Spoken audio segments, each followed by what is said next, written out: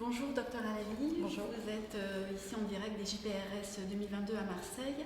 Vous êtes ORL, chirurgien de la face du cou et du cou à l'hôpital d'instruction des armées Laveran à Marseille. Et vous êtes venu nous parler ce matin d'un sujet, je crois qui vous tient particulièrement à cœur, c'est l'endoscopie du sommeil chez l'adulte et chez l'enfant. Est-ce que vous pouvez nous expliquer un petit peu en quoi consiste cet examen et quelles sont peut-être les différences de protocole entre l'adulte et l'enfant?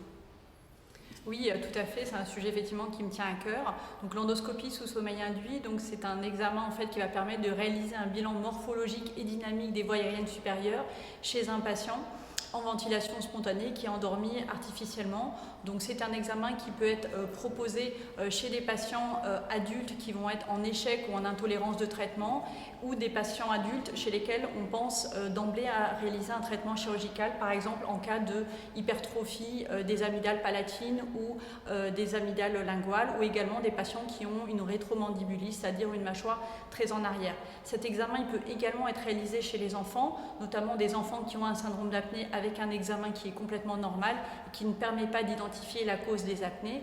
Et il peut également être proposé chez des enfants qui ont toujours un SAOS résiduel après une chirurgie classique adéno-amygdalienne.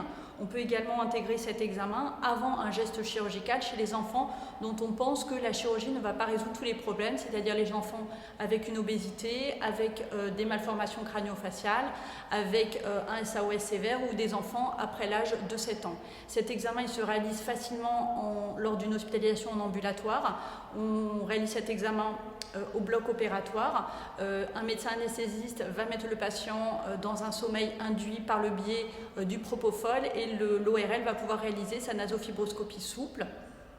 De là, on va pouvoir identifier en fait les facteurs d'obstruction et les sites qui sont impliqués dans la maladie des apnées, et proposer du coup au patient une prise en charge qui va être personnalisée et sur mesure.